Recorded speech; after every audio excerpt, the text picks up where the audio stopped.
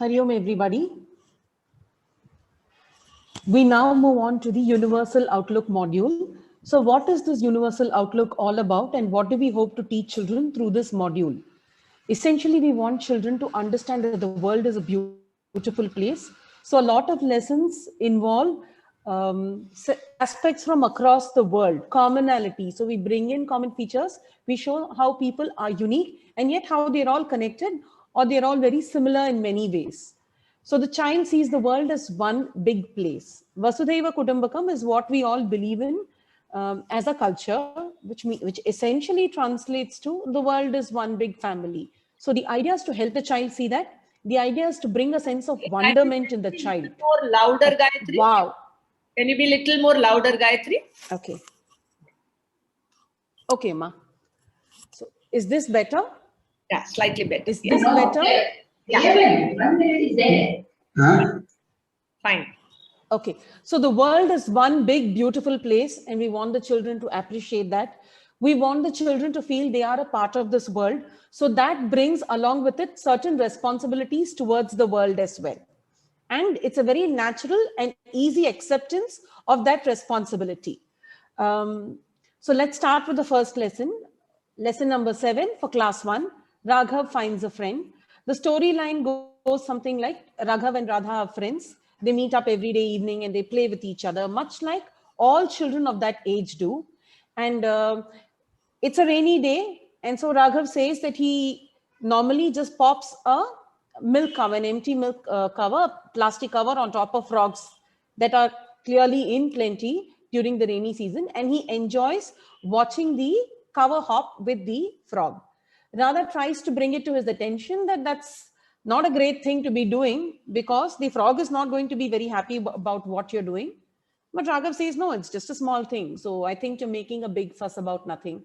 And then they find a stray kitten, and they see that someone has hurt the kitten. Someone has tied something to the cat's tail, and the cat is extremely uncomfortable and unhappy. And that makes Raghav feel that perhaps what he did was not that funny after all. So, so what are the objectives of this lesson? To learn, to teach children that God lives in every creature. So we have to love all of them equally. We can't be partial to some and careless about the feelings of other creatures. Feelings are common to all. So you want to treat them the way you want to be treated, because we children enjoy being treated well. And this is something they can all relate to very easily. How do you like to be treated? With kindness. So you should extend the same thing onto others. So how do they go about it? Expand the world a little, add one more person or animal or plant to the child's world. Encourage the child to do that. Take care of one bird, take care of one animal, provide food for one creature every day. And of course, always remember that the world is your family. So you treat everybody and every creature in the world the way you would treat your own family, with love and respect. So Vasudhaiva Kutumbakam, this is pretty much what I've said in the past. And fun is only fun when everybody is having fun. There is this tendency amongst everybody, including us. We mock others. Some of the humor we come across is at the expense of another. Like watching someone hurt is very humorous to a lot of us. It is something that's promoted in movies also. Children also tend to absorb all of that into their life as well. When someone is hurt, it's not funny. When there's one person who's unable to share, it's not funny. The joke, it's not funny, because then the joke is on them. You're hurting somebody, and that is not fun. So fun is only fun when everybody is having fun. This includes people and creatures as well, living creatures as well. We can't have fun at the expense of another living creature, be it an animal, be it a bird, be it anything. So sensitize them to the fact again and again that they feel the same things that we do. So expand your world, realize that they are not very different from you. And it's great to love and to share. So what you can also do is identify where we take the world around us for granted. So we've learned about animals now, and this is This understanding children will take to very intrinsically. Okay. But what about the people we come across in our day-to-day life? Are we as sensitive to them? Do we think about them also? Is our world expanding enough to accommodate them? For instance, how do you leave your room, your classroom when you go out? Are children going to just drop their papers and their dirt around and go out? Are they thinking of the person who comes after them to clean? Can you expand your world to accommodate them as well? Children will absorb this and understand this very easily. What about the invisible friends? Like, for instance, the earthworm. Do we think about it? Do we believe that they own the earth as much as we own it? Do we think of the birds and the frogs and the cow? Or do we think that we live in this world? These are other creatures that live around us. We are not at the center of the world. Every living creature owns the world equally. So put yourself in that person's shoe, put yourself in the cow's shoe and see how the world looks to them. What are we doing to the world that the cow lives in? Throwing plastic everywhere, not caring about cleanliness, right? Redefining friendships. So would we go and dirty our friend's house this way? No, we wouldn't, right? When you go to your friend's place, you take care, you make sure that you treat them and their house with respect. So what about the world we live in? What about the different creatures that are also our friends? Everybody owns the earth equally. So are we treating their world with equal amount of respect? Can we include them in a circle and make them friends? How would I make another living creature my friend? How would I make a cat my friend, a stray cat? Leave some food for it. We have this in our culture that we provide food for all the crows, and every day we make it a habit to serve the creatures a little bit. Draw columns with rice flour that is meant for the ants to eat. Now it has become a deal about decoration. The deal is decoration now. So we use colorful rangolis and we make all that. It's great. It's great to add color to our everyday life. But what is the very purpose? Are we paying heed to it? Are we giving that little bit for that ant also to survive? That little bit of rice flour column, are we putting at our doorsteps? What is it for? It is for the other creature. So that also naturally gets added to our world. Maybe we can give water. It's summer's around the corner. And in India and most places, it's always summer. So can we leave a little trough of water perhaps for animals going by to take? What are we going to get from it? Literally nothing. The animal is just going to finish the water and go. But you have the joy of knowing that your world is bigger. That animal that comes by your house is going to come with a happy heart. That stray dog that you've managed to feed is going to come wagging its tail. So you have one new friend, right? And your world is bigger, like I said. You can play a game of blind man's buff. That's one way of helping children see what it feels like to be on the other side. Blindfold a child and ask them to walk around the room. How does it feel? Clearly, it's very uncomfortable because they don't know what to expect. What is the danger that lies ahead? Isn't this exactly what that frog went through when someone popped a cover on it? The frog hopped, everybody laughed, but for the frog, it was a very scary proposition. It did not know where it was headed till it finally managed to escape from there. So sensitize them, put yourself in the other person's shoes. Coming down to current issues, many children have pets or they want to have pets. They all want to have a dog, they want to have cats, they want fancy dogs, fancy cats. Some settle for the mongrel, the Indian mongrel. They love their pets. They want to express love and show love to that creature that they have in their house, the dog or the cat or even the goldfish. Are they extending the same to the other creatures? What about the other dogs they see? Are they being as sensitive to the other dog? Why this feeling of love and care only for their dog? Are they able to see that every creature is going to feel the same? So can they feed every creature whenever possible? It is not going to be possible to feed all the creatures all the time. But you can extend the same amount of love you show your pets to every creature you come across. Then I'm sure this is something children might not particularly discuss. But if it does come up, be prepared. We have elephants in our temples. We have cows that form a part of our, our culture. So worshipping them, there is this narrative floating around that we are not doing right by the elephants by keeping them in temples, that we torture the animals in our temples. That's not true. We worship them. These animals are given the same respect as God is given. He's after all the one that carries God, right? So we give that amount of love and respect. So impress upon the children that we love the animals and we take care of them and provide for them with a great deal of love and care. Everybody worships them. Okay, and just like we share a special bond with our pets, the caretakers of these animals also share a very special bond with them. They are not beaten into submission as the narrative leads us to believe. Kind versus careful. Now this I'm sure all of you will impress upon because we're all dealing with first standard children. It's great to be kind, but it's important to be careful as well. You want to feed the stray dog and the stray cat, that's great. But please make sure your parents are with you when you're doing it, because the last thing you want is to be mauled by the stray dog, right? The dog doesn't know what intention you're approaching it with. The cat doesn't know what you're coming towards it for. So it's very possible you will get scratched if you go there and try to attempt anything on your own. So go with your parents, be safe at all times. Safety is paramount.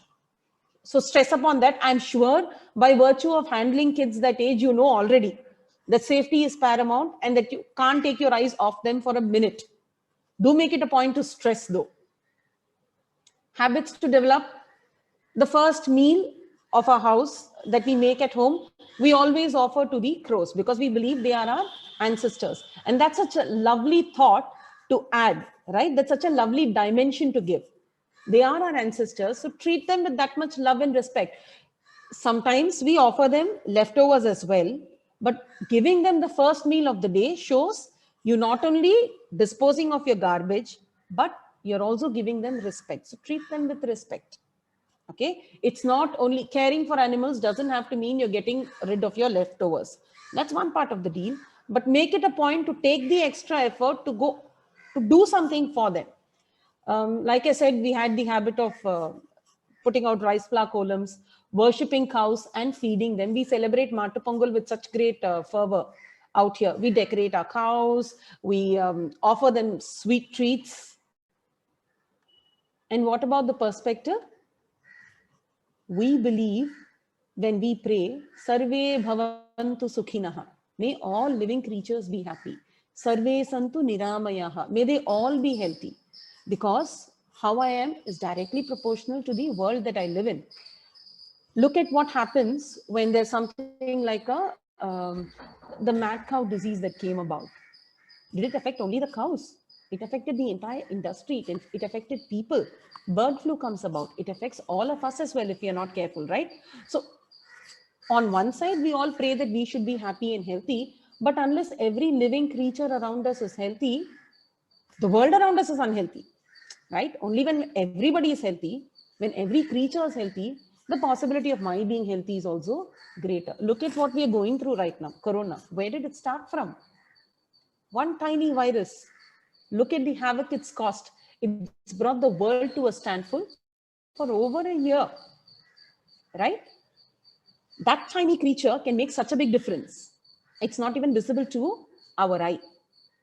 And look at the havoc it's caused. So it makes sense to pray for health and for prosperity of everybody. And then, Sarve Bhadrani Pashyantu. May everybody only see what's auspicious. Ma kaschit dukkha bhag bhave. Okay, so may we all be removed from sorrow.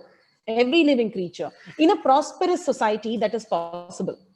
Where there is want, where there isn't enough, there's always a struggle to claim for yourself. But when there is abundance, when there is plenty, there's always enough to share, right? And share with everybody and with every living creature. So how would you assess it? You will be in a position to see if the child has been able to assimilate that the world is bigger than themselves. Have they included prayers for other creatures besides themselves? You can encourage children to take responsibility for one plant, one animal, or one person in their vicinity who helps them and who they have been oblivious to all this while, whom they have not particularly paid attention to. Could be the cleaner. They're still a part of the world, right? So can you include a prayer for the cleaner in your day-to-day prayers? That's still expanding your world. So now moving on to the next lesson, we are family. Again, we're still dealing with universal outlook. So we will still continue the same train of thought. Okay. So we come to everybody in the world depends upon one another. We all need each other. Okay. Love and respect for all creatures is what we want them to feel. For all of this, you can refer to your teacher handbooks. Okay. So all the details that you need, most of the details that you need is given over there. Keep referring back to it. It's your ready reckoner. You will get all that you need over there. And then, so what do you want them to do? You want them to identify their role and to fulfill it. So they play a part in this world as well. We are not over here only to experience and to get going. We are over here to do something. So what is it? Once you know where you fit in, you will know what to do. You should also recognize and appreciate what others bring to the world around us. The storyline is about 4 animals, an elephant, a rabbit, a monkey, and a partridge, who are fighting over who owns a tree. Okay. The elephant says, I saw it first, so the tree is mine. The monkey says, I ate the fruits, so the tree is mine. The rabbit says, I ate from it when it was a little plant. I ate leaves. You waited for the fruits to come, but I ate leaves from the plant. So I own the tree. And then the partridge says, I planted the seed from which the tree came, and everybody benefited from it. So they all realize that it's not possible for one person to claim it for themselves. So too with the world, right? So too with everything we see around us, right? One person can't take claim to it. Everybody owns everything. So with ownership comes responsibility as well, right? I own a car, which means I have to take care of the car. I own a house, which means I have to take care of the house. I have children, which means I have to take care of children. Now you own the world. So what are you going to do? You have the responsibility of taking care of the world as well in every different way. So many people around you. Everybody owns the world. What a thought. Nobody is left out. Everybody owns the world. So what can you do? You can help each other. All of you can enjoy the world together. Like over here in this story, the partridge and the rabbit, they burrow the soil around the tree so that this tree gets more water. The elephant waters the tree and the monkey shares the fruits with everyone. So when everybody works together, everybody can enjoy the benefits of their work. Okay. So how many people are there that help us? Some are very visible helpers, like the milkman comes every day. Okay. And he gives us milk. The sweepers come every day. They clean the roads. They clean our homes. They keep our immediate environment clean. Okay. And then there are the domestic workers who we cannot do without. We've all seen how important they are, right, to our everyday living. And then we have some invisible helpers. Farmers are invisible helpers. We all enjoy great food every day. 3 times a day we eat our food. And do we see the farmers? But is any of this possible without the farmer? What about the cows that give us the milk? We all thank the milkman for giving us what he brings every morning. We give him his dues every day. But do we think about the cows?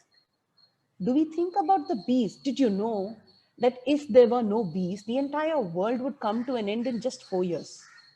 There would be no pollination. There would be no fresh grains growing. There would be no fruits, no vegetables, no nothing. No plants growing, no new plants growing. So it's a tiny thing. It's a tiny bee. Not all of us have honey also.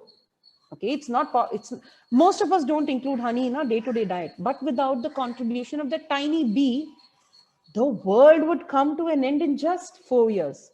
What about the birds? What are birds doing? They just come eat and go. No. They help plant seeds across.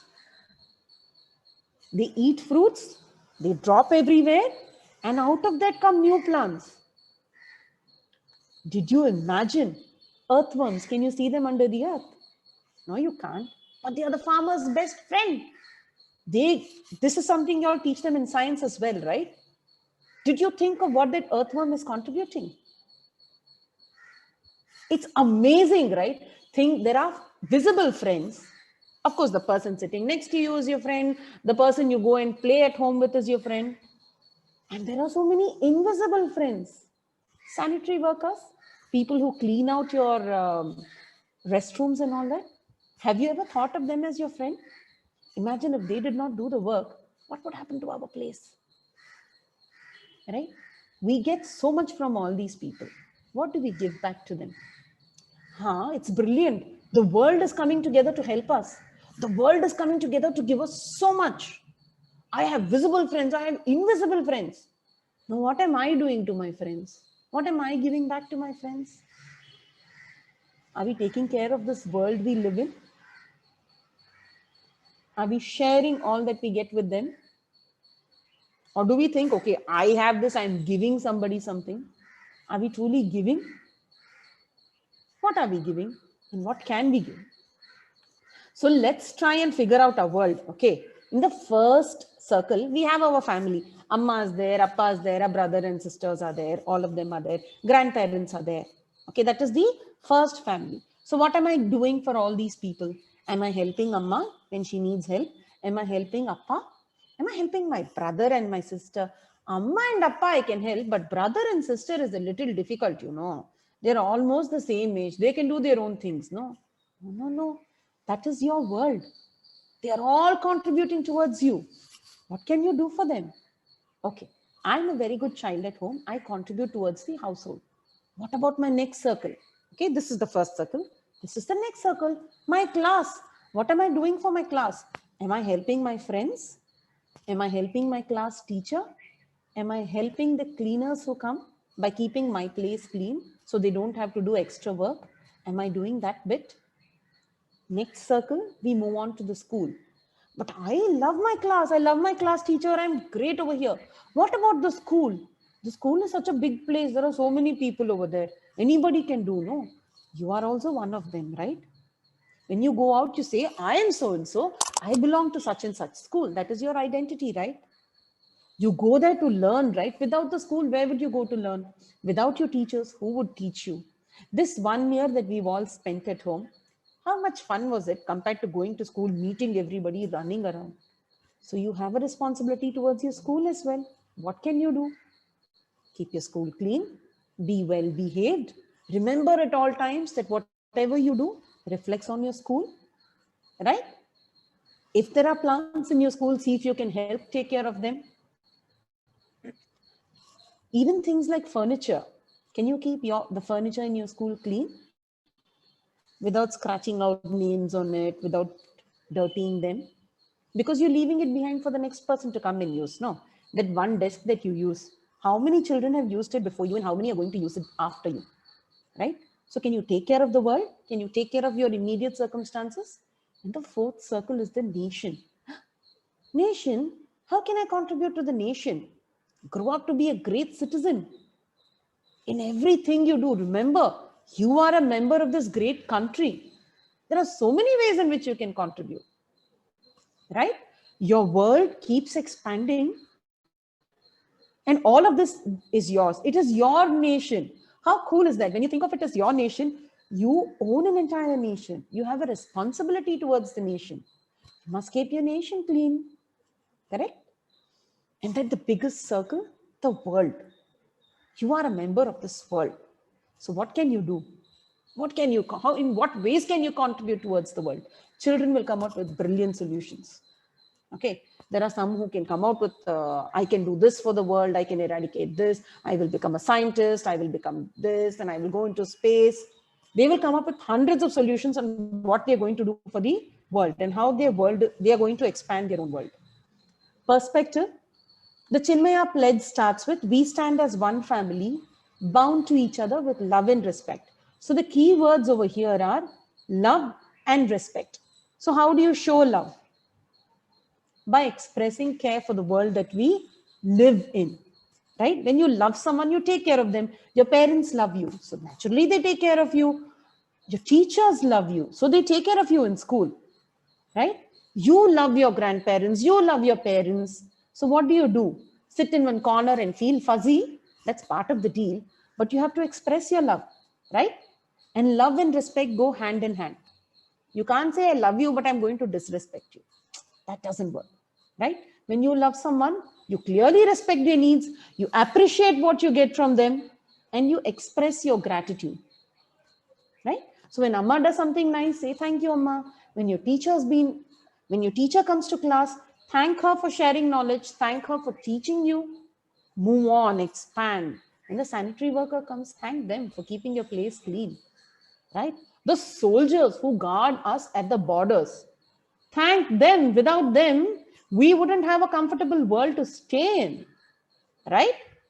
Write a letter of appreciation if you can, saying thank you for guarding us at the borders. As for the activities, the teacher's handbook says, and the textbook, it gives you, there's this image from where you can name the creatures who are helping each other. Okay, there are a whole lot of creatures over there helping each other. And then you can also talk to the child about how the child can help the family, the class, the school, and the nation in that order. The world has to expand from here, from the child, it has to move on to the class, the school, and the nation. Children, open up to them, ask them in what ways they can contribute, and they will surprise you with the answers that they give you. So that's it for class 1. We will move on to class 2 now.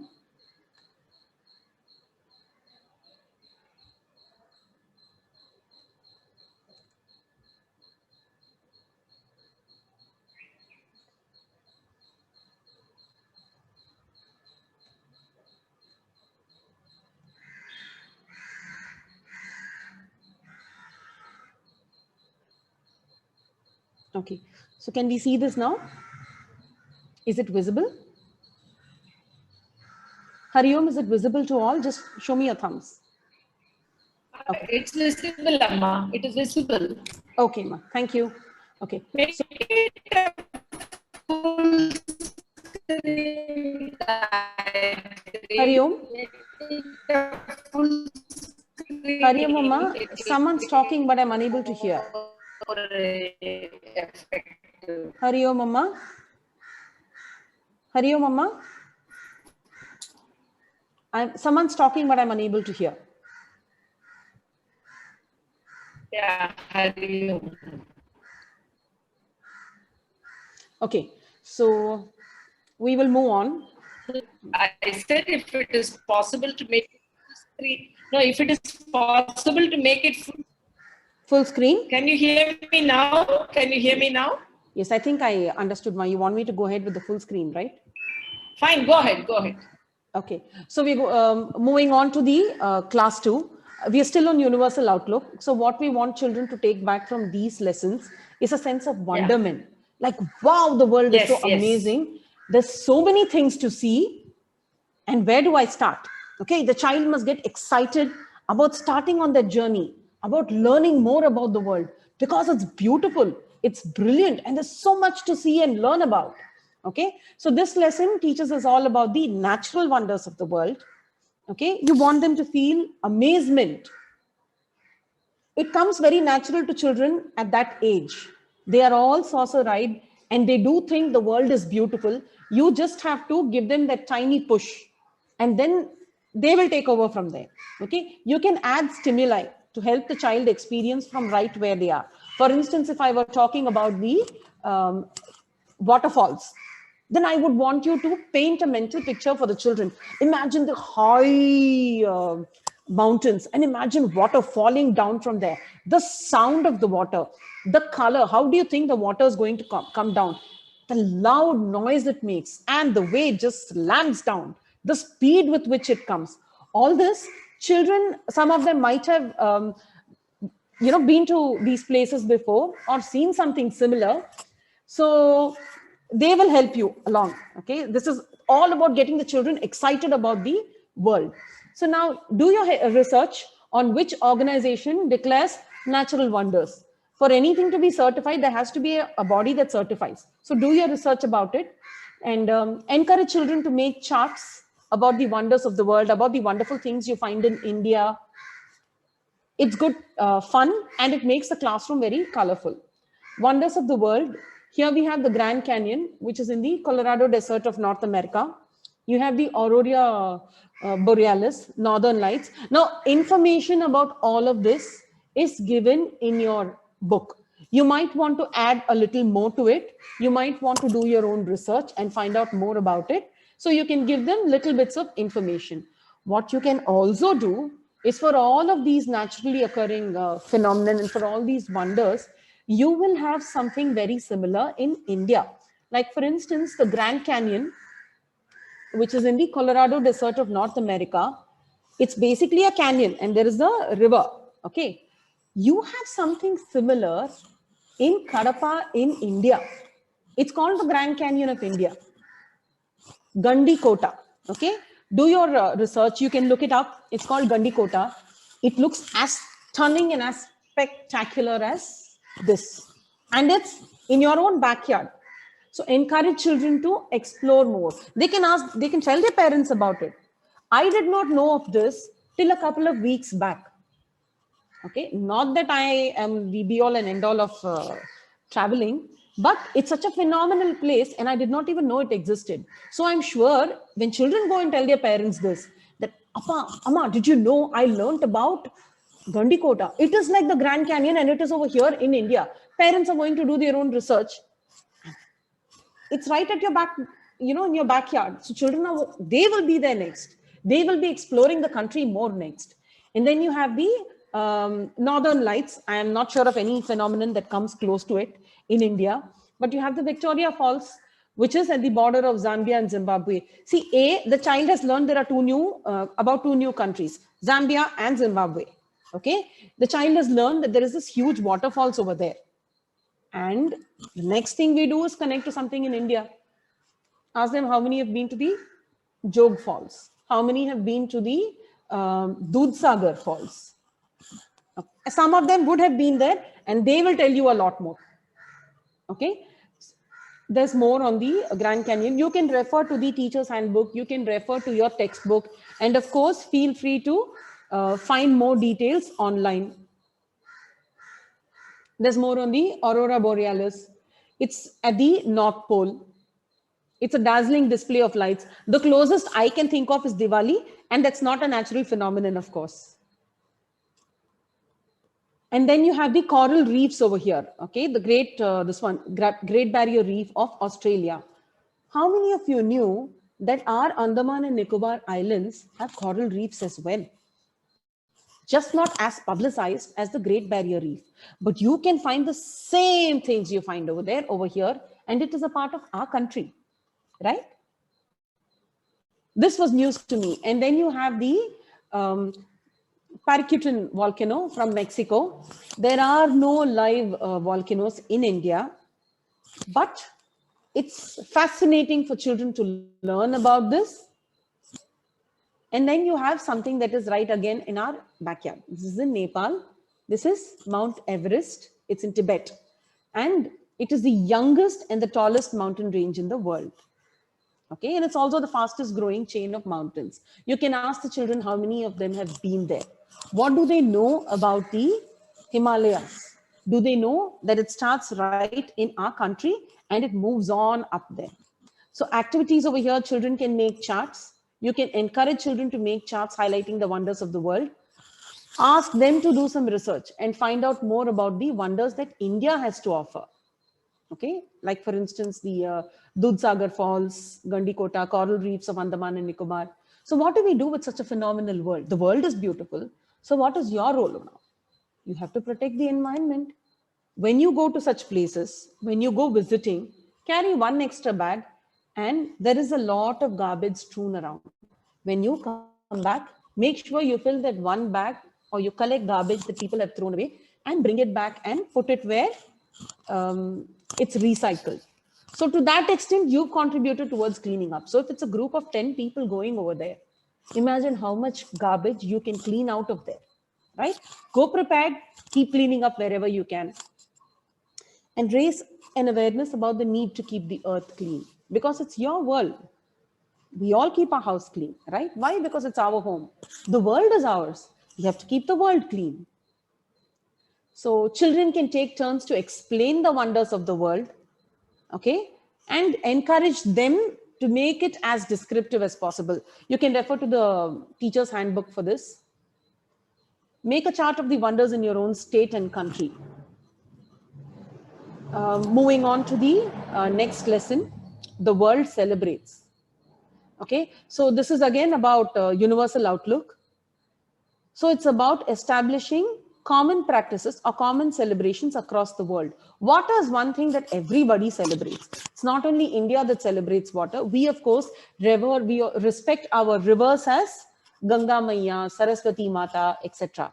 So why do we do that? Because when you refer to water or when you refer to the river as your mother, you treat her with love and with respect. When we take the Western philosophy of looking at all of these as natural resources, you try to see what best you can extract from them. There's no sense of giving back. There's no sense of ownership. There is only the sense of, it's a resource, so what can I get from it? What can I take out of it? Okay, so coming back to it, most cultures celebrate and revere water and nature. Festivals are for celebrating what's important. Okay, so anything we celebrate is important to us. That is why we celebrate it, and water is celebrated. Keep the focus on wonder and amazement and get them to be excited and expectant. Use colorful images. It's very easy to do this because the moment we say we're celebrating water, we all think of Holi, and Swamiji is just covered Holi, right? So Holi is all about water. Use environment-friendly colors. Paint a mental picture. Use of colors in water pastels. Friends come together. There's joy in celebrating together. Of course, every festival brings with it good food, sweets, and colors. All our festivals are like that, right? When you think of Janmashtami also, what do? We decorate our houses first, right? There's sweetmeats. There are sweets. It's a part of every celebration that we have. Sweets. So too with Holi, okay? And we are not the only ones celebrating with water like this, by the way. In Thailand, they celebrate their New Year in pretty much the same way. They also have water pistols. They also use water balloons, and they also eat delicious food. Now, this can make for very interesting conversation when you talk with children about your own experiences. How have you celebrated Holi as a child? Now, I remember when I was in Bombay, we were not allowed to go out into the roads because it was quite a crowd. But all of us were given huge buckets full of water balloons. And as the procession went by, we could throw water balloons at the procession. Okay, and everybody enjoyed it. It was not one of those painful, heavy balloons. Water balloon is very mild balloons. Those days, we barely had any choices. But what we had, we loved playing with it. We loved playing with water pistons. All of us, even from the puddles, how we celebrate water, how we celebrate the rains. It's one thing that instantly makes the entire world come alive. Definitely all of us come alive when we see water, right? Thailand does the same thing. Look at the celebrations over there. So too with Myanmar. Oh, so it's not limited to one or two countries, it's extending. Okay. They look at how they celebrate. They use temple bells. And is any prayer or any puja for us complete without the bell? Tang, tang, tang, tang, tang. We all look forward to it, right? Children, there's a competition on who's going to hold the bell. Not the aarti so much because there's fire involved and parents are not very keen to give it. But we're all fighting for who's going to ring the bell, right? At the temple, you go, you pray, and then definitely you ring the bell. Look at this. Myanmar also does the same things. They also ring bells. They also use incense. Agarbatis, they also use. And sticky dumplings. Sticky dumplings, what does that remind us of? Modaks, right? Korakatas, right? Yeah, we're all a part of the same culture. We are all going to be celebrating in a very similar manner. Okay. And of course, water, because that is the theme for the day. Water. They celebrate with water as well. They spray water on each other as well. And then you have Cambodia, where what do? They also pray. They also offer perfumed water. Do we offer perfumed water to God? Yeah, we offer rose water, no, to God. Right? When at weddings, when people walk in, what do? We sprinkle rose water on them. We sprinkle perfumed water on them. That's how we welcome them. And then Laos, they have the water festival as well. They are also up to painting each other's faces. Yeah, they also have these processions, just like we do. And the Chinese coming onto them.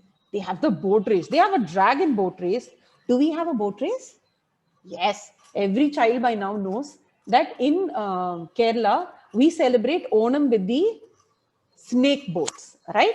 They use the dragon, we use the snake. But what are we doing? All of them are getting on the boat and all of them are competing to see who can cross the river the fastest, right? So where is this? What are we celebrating? Water again. In so many different ways. One, water, and look at the different ways in which we are celebrating. They also use lanterns. Do we use lanterns? We use diyas, right? And what do they also do? Colorful boats and good food. Is any celebration complete without good food? So across